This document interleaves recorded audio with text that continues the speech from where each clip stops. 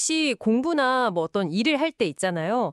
나름 애는 쓰는데 결과가 좀 기대만큼 안 나오거나 마음처럼 집중하기 어렵다 이런 경험 다들 한 번쯤은 있으시죠? 네, 그럼요. 많은 학생들이 좀 비슷한 고민을 하더라고요. 이게 단순히 열심히만 한다고 해결되는 건 아닌 것 같아요. 맞습니다.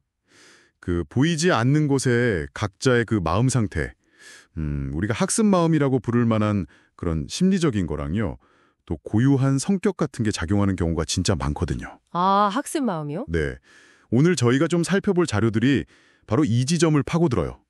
뭐 불안감이라든지 동기 부족, 아니면 좀 비효율적인 공부 습관 뒤에 숨어있는 그 심리적인 뿌리, 이걸 이해하는 게 중요하다고 강조하죠. 네, 그래서 이번 저희 분석 목표는 이 자료들을 통해서 학습 심리 상담 코칭이라는 게 정확히 뭐고 이게 또 어떻게 개개인의 마음이나 성격에 딱 맞는 그런 학습 해법을 찾아주는지 알아보는 겁니다. 그렇죠. 단순히 공부 스킬, 이걸 넘어서는 거죠. 네, 학생의 마음을 들여다보는 것에서부터 시작하는 거죠. 자, 그럼 한번 자세히 들여다볼까요? 이 자료들을 보면 좀 흥미로운 게 많은 학생들이 불안감 때문에 오히려 공부를 자꾸 뒤로 미루는 경향이 있다는 거예요. 아, 네네. 예를 들어서 걱정이 좀 앞서는 뭐랄까 로맨티스트 성향?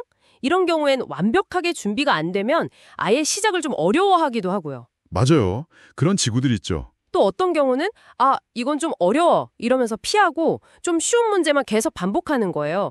실력은 그대로인데 그냥 마음만 좀 편해지려는 폼 잡는 공부라고 하던가요? 네, 그렇죠. 일종의 회피죠. 시험 때만 되면 불안해서 아는 것도 틀리는 거. 이건 진짜 너무 흔하고요. 정말 흔하죠.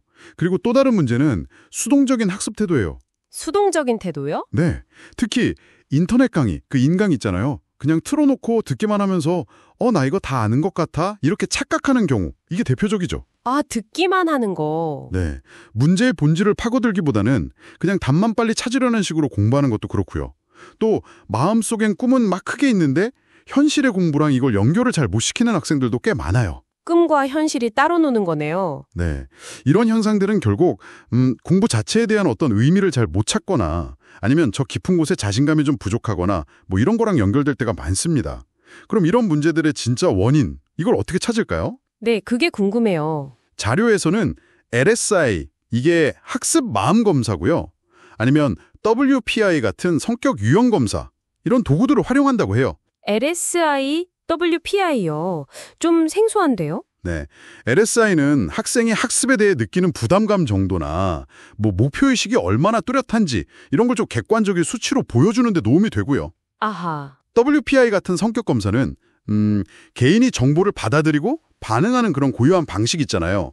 예를 들어 호기심은 되게 많은데 하나를 좀 꾸준히 못 파는 스타일, M자형이라고 하죠. M자형이요? 들어본 것 같아요. 네, 아니면 어떤 질이든 스스로 깊이 납득해야만 움직이는 그런 아이디얼리스트 유형.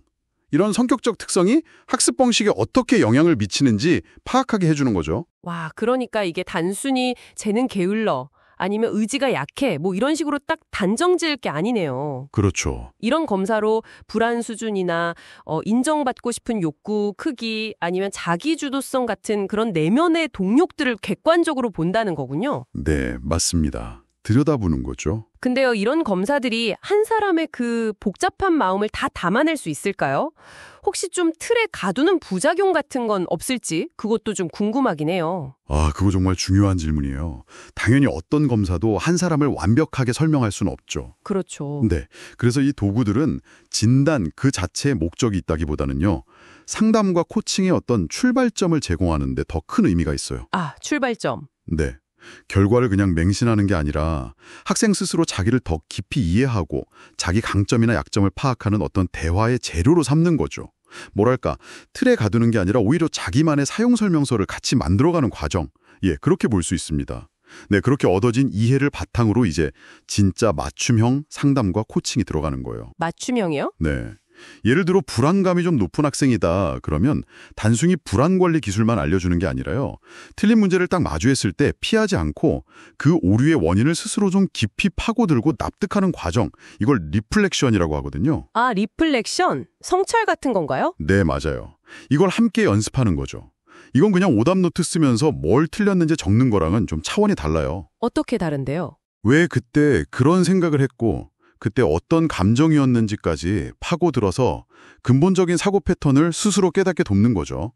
예를 들면 내가 특정 유형 문제만 보면 갑자기 머리가 하얘지는구나. 이런 자기 패턴을 발견하는 식으로요. 와, 되게 깊이 들어가네요. 단순히 답만 고치는 게 아니라. 그렇죠. 그럼 불안 관리 말고 아까 말씀하신 수동적인 학습 태도 있잖아요. 인강만 듣는 학생들. 이런 경우에는 어떤 코칭이 좀 효과적일까요? 그냥 스스로 질문해봐 이러기엔 좀 막연할 것 같기도 한데요. 좋은 지적이세요. 그런 학생들에겐 일방적으로 정보를 받아들이는 거에서 좀 벗어나서 배운 내용을 자기 말로 다시 설명해 보거나 아니면 관련 자료를 더 찾아보게 하는 식으로 좀 능동적인 참여를 유도하는 코칭이 필요하죠. 아, 네네. 또 성격 유형에 따라서도 접근법이 달라져야 하고요.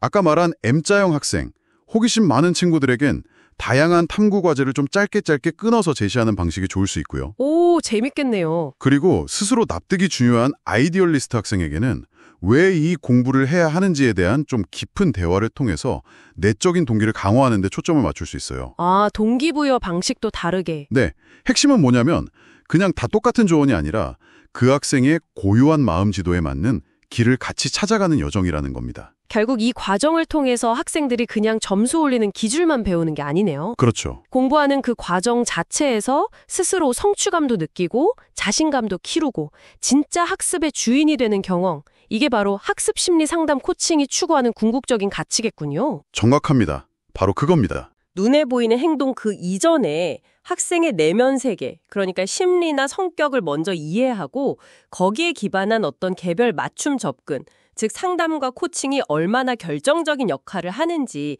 이걸 아주 분명하게 보여주고 있습니다. 맞아요. 무조건 더 열심히 해. 이렇게 다그치기 전에 왜 지금 힘들어하지? 어떤 마음으로 책상 앞에 앉아있지? 이걸 먼저 헤아려 주는 것.